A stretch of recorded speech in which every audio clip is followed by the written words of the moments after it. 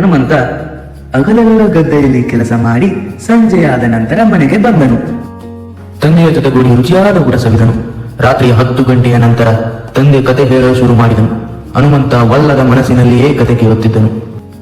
ಮಗನೇ ಕೇಳು, ಮುಂದೆ ಏನಾಯ್ತಂದ್ರೆ, ಚಾಲಕ ಹಾಗೂ ಮಕ್ಕಳು ಭಯದಿಂದ ಅವರನ್ನೇ ಕಣ್ಣು ಮಿಟಿಕಿಸದೆ ನೋಡುತ್ತಿದ್ದರು. ಇದೆ ನಮ್ಮ ಮನೆಗೆ ಹೋಗುವ ದಾರಿ. ನಾನು ಕಾಡಿನಲ್ಲಿ ದಾರಿಯನ್ನು ತಪ್ಪಿದ್ದೇನೆ. ದಯವಿಟ್ಟು ನನ್ನ ಮನೆಯ ಹತ್ತಿರ ಕರೆದುಕೊಂಡು ಹೋಗಿ ಎಂದಳು. ಆಗ ಚಾಲಕ, ಪಾಪ ಒಂಟಿ ಹೆಂಗಸು ದಾರಿ ಗೊತ್ತಿಲ್ಲ ಅನಿಸುತ್ತೆ ಎಂದು ಮನದಲ್ಲಿಯೇ ಹೇಳುತ್ತಾ, ಸರಿ ದಾರಿ ತೋರಿಸಿ ನಿಮ್ಮನ್ನು ಕರೆದುಕೊಂಡು ಹೋಗುತ್ತೇನೆ ಎಂದನು. ಚಾಲಕನು ಈಗ ಅವರು ಹೇಳಿದ ದಾರಿಯಲ್ಲಿಯೇ ಸಾಗುತ್ತಿದ್ದ. ಅಲ್ಲಿ ಚಾಲಕ ಮತ್ತು ಆ ಹೆಂಗಸಿನ ನಡುವೆ ಒಂದಿಷ್ಟು ಮಾತುಕತೆ ನಡೆದವು. ನೀವು ಏಕೆ ಮಧ್ಯರಾತ್ರಿಯ ವೇಳೆ ಈ ಕಾಡಿನಲ್ಲಿ ಬಂದಿದ್ದೀರಾ ಎಂದು ಚಾಲಕ ಪ್ರಶ್ನಿಸಿದ. ಆಗ ಅವಳು, ನನ್ನ ಪರಿವಾರಕ್ಕೆ ಕೆಂಪು ದ್ರವ ತರಲು ಬಂದಿದ್ದೇನೆ ಎಂದು ಜೋರಾಗಿ ಧ್ವನಿ ಮಾಡುತ್ತಾ ಹೇಳಿದರು. ಕೆಂಪು ದ್ರವಣ? ಅದು ಯಾವ ದ್ರವ ಎಂದು ಚಾಲಕ ಪ್ರಶ್ನಿಸಿದ. ಆಗ ಅವಳು, ಕೆಂಪು ದ್ರವ ದಾಹ ತೀರಿಸುವ ಅಮೂಲ್ಯವಾದ ಪಾನೀಯ ಎಂದಳು. ಚಾಲಕ, ಹೌದಾ? ಅದನ್ನು ಸೇವಿಸಿದರೆ ನಿಮಗೆ ಏನು ಸಿಗುತ್ತೆ ಎಂದು ಕೇಳಿದ. ಆಗ ಅವಳು ಜೋರಾಗಿ ನಗುತ್ತಾ, ನಮ್ಮ ಹಸಿವು ನೀಗುತ್ತೆ ಎಂದಳು.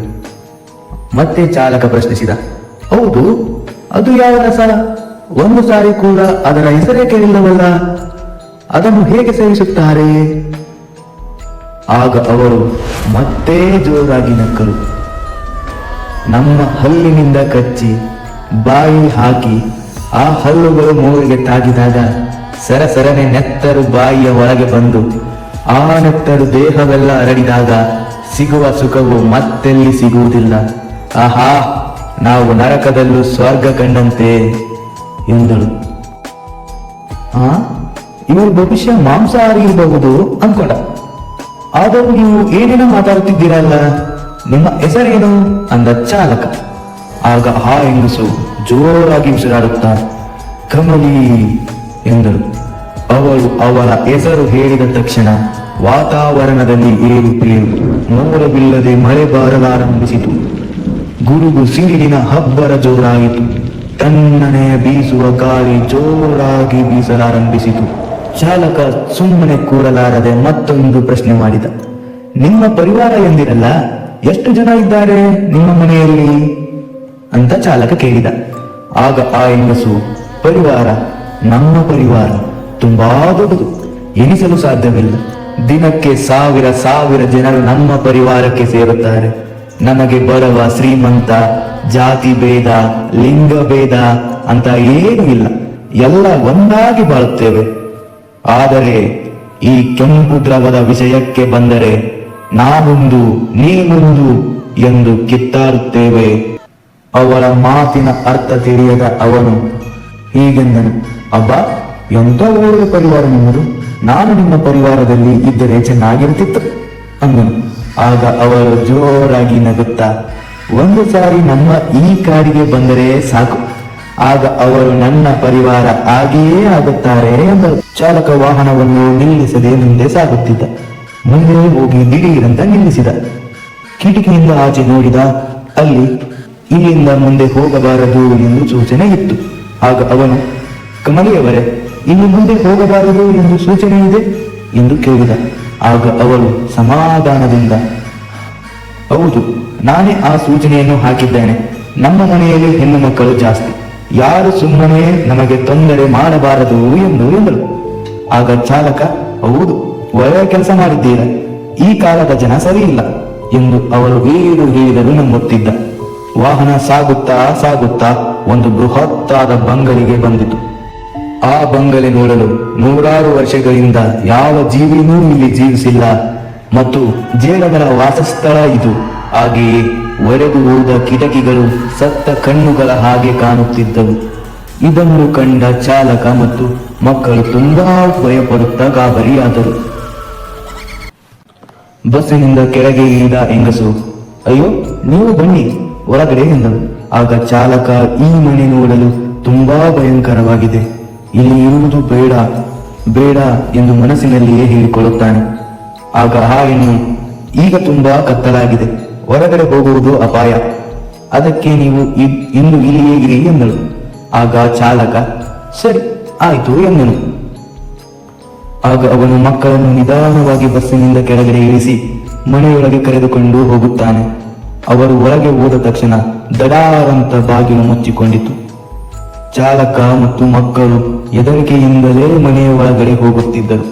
ಆಗ ಚಾಲಕನ ಕಣ್ಣು ಅಲ್ಲಿಯೇ ಇದ್ದ ನೆಲದ ಮೇಲೆ ಬೀಳುತ್ತದೆ. ಆಗ ಆ ಚಾಲಕ, ಕಮಲಿಯವರೇ, ಏನಿದು ನೆಲವೆಲ್ಲ ಕೆಂಪು ಕೆಂಪು ಆಗಿದೆ? ಆಗ ಅವರು ವಿಚಿತ್ರ ಧ್ವನಿಯಿಂದ ಹೀಗೆಂದರು, ರಕ್ತ ರಕ್ತ ಇದೇ ಮಾನವರ ನೆತ್ತರು. ಈ ಮಾನವ ನನ್ನ ಪರಿವಾರದ ಬಗ್ಗೆ ಕೇಳಿದ್ದಾನೆ. ಚಾಲಕ ಹೆದರುತ್ತಾ, ಹೌದು ಅಕ್ಕ, ಏನು ನೀವು ಬೇರೆ ತರ ಮಾತಾಡ್ತಾ ಇದ್ದೀರಾ ಎಂದನು. ಕಮಲಿಯ ಮುದ್ದಾದ ಮಗವು ಕಪ್ಪಾಯಿತು, ಕೂದಲು ಉದ್ದ ಆದವು ಮತ್ತು ಅವಳ ಕಣ್ಣು ಕೆಂಪಾದವು. ಮೋಹಿನಿ, ಇಗೋ ಇವಳು ನನ್ನ ತಂಗಿ, ನಮಸ್ಕರಿಸುವುದಿಲ್ಲವಾ? ಆಗ ಗೆಜ್ಜೆಯ ಶಬ್ದ ಮಾಡುತ್ತಾ ತಲೆಯಿಲ್ಲದ ದೇಹ ಮಾತ್ರ ಬಂದಿತು. ಆಗ ಚಾಲಕ, ಇದಕ್ಕೆ ತಲೆನೇ ಇಲ್ಲ, ಹೇಗೆ ನಮಸ್ಕರಿಸಲಿ ಎನ್ನುತ್ತಾ ಅವನು ತೊದಲುತ್ತಾ ನಮಸ್ಕಾರ ಎಂದನು. ಮಕ್ಕಳು ದೂರದಿಂದಲೇ ಭಯಪಡುತ್ತಾ ನಿಂತಿದ್ದರು. ಅದು ಅಲ್ಲಿ ನೋಡು, ನನ್ನ ಮತ್ತಷ್ಟು ಪರಿವಾರ ಕಾಣಿಸ್ತಿದೆಯಾ?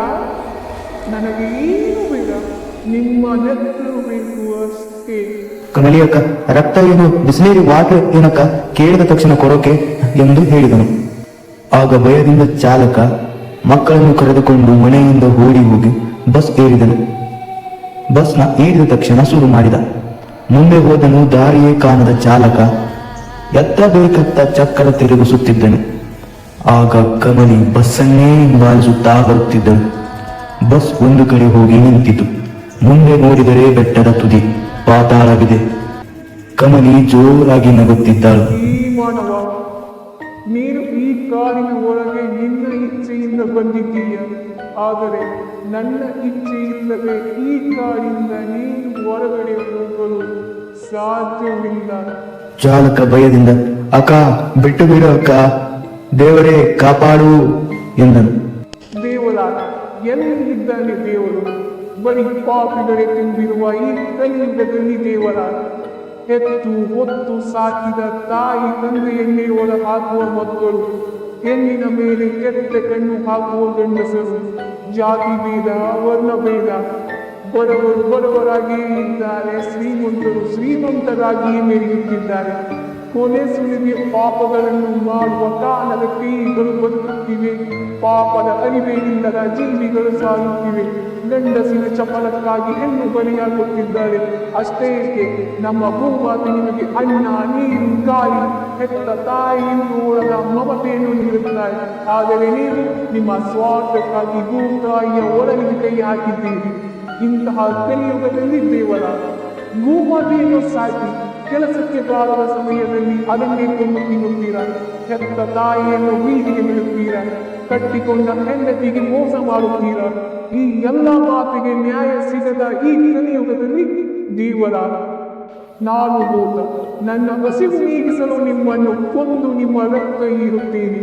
ಆದರೆ ಹೊಟ್ಟೆ ತುಂಬಿದ ಮೇಲೂ ನೀವು ನಿಮ್ಮ ಬಾಯಿಯ ಚಪಲಕ್ಕೋಸ್ಕರ ಪ್ರಾಣಿಗಳನ್ನು ಕೊಂದು ತಿನ್ನುತ್ತೀರ. ನಾನು ನಿಜವಾದ ಭೂತ ಅಲ್ಲ, ನೀವು ನಿಜವಾದ ಭೂತ.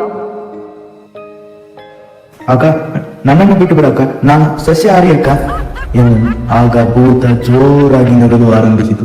ನೀವು ನನ್ನನ್ನು ಏನು ಬೇಕಾದರೂ ಮಾಡಿ, ಆದರೆ ಆ ಮಕ್ಕಳನ್ನು ಬಿಟ್ಟು ಬಿಡಿ. ಮನೆಯಲ್ಲಿ ಅವರ ತಂದೆ ತಾಯಿ ಅವರಿಗೆ ಕಾಯುತ್ತಿದ್ದಾರೆ. ಇರುವುದಿಲ್ಲ, ಯಾರನ್ನು ಬಿಡುವುದಿಲ್ಲ.